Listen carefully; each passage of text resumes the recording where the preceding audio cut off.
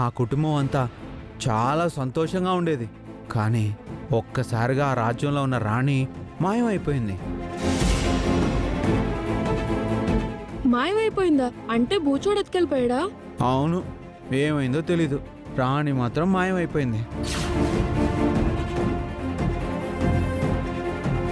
అప్పుడు రాజ్యంలో ఉన్న ప్రజలందరూ రాణి లేక, వాళ్ళకి తినడానికి తిండి లేక, ఉండడానికి ఇల్లు లేక, తాగడానికి నీళ్లు లేక అష్ట కష్టాలు పడుతున్నారంట.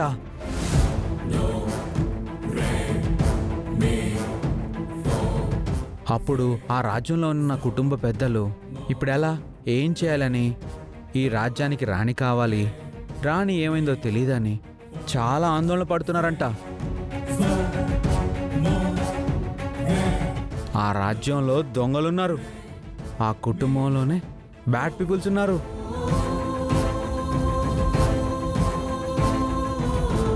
ఆ రాజ్యంలో ఉన్న బంగారం, వజ్రాలు అవన్నీ దోచాలని ఎప్పటి నుంచో ఎదురు చూస్తున్నారంట. కానీ రాణి రాకుండా ఆ బంగారం, వజ్రాలు, సంపదంతా తీసుకోవడానికి వీల్లేదు కదా.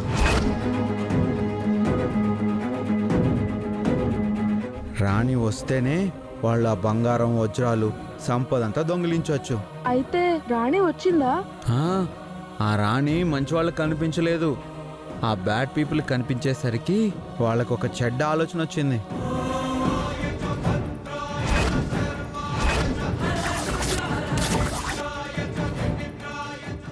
ఇంకేముంది, ఆ రాణిని తీసుకెళ్ళి డబ్బులు దొబ్బేసుంటారు.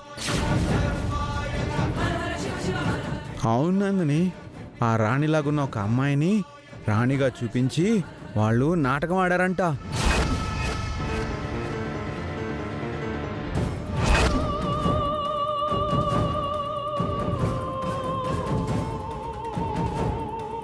అవునా? అప్పుడేం జరిగింది? రాణి లాంటి పోలికల్లో ఉన్న ఒక అమ్మాయి వచ్చింది కదా. ఆ అమ్మాయితో ఆ నిధి ఉన్న గది తలుపు తెరిపించి ఆ బంగారం, వజ్రాలన్నీ బయటికి తీసి పేద ప్రజలకి ఇళ్ళు కట్టించాలి, నీళ్ళు ఇవ్వాలి, తిండి పెట్టాలి, వాళ్ళందరికీ పంచాలి అని ఆ బ్యాడ్ పర్సన్స్ చెప్పారు.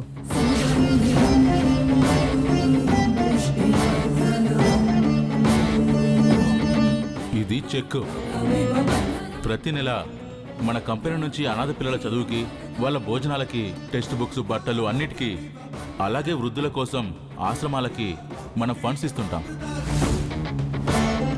అదంతా అబద్ధం అని ఆ అమ్మాయికి తెలియక వాళ్ళు చెప్తున్న మాటలు నమ్మి ఆ నిధంతా అందరికీ పంచడానికి సిద్ధమైపోయింది.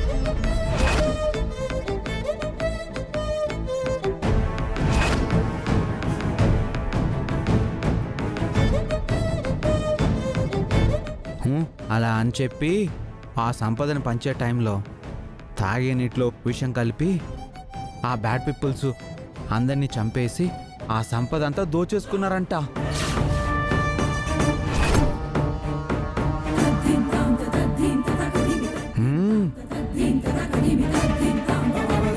కానీ వాళ్ళందరూ చనిపోవడానికి కారణం రాణి అని, రాణి వల్లే విషప్రయోగం జరిగి వాళ్ళందరూ చనిపోయారని ఎవరైతే రాణిలో ఉన్న అమ్మాయిని తీసుకెళ్లారో వాళ్ళే ఆ అమ్మాయి మీద నింద వేశారంట.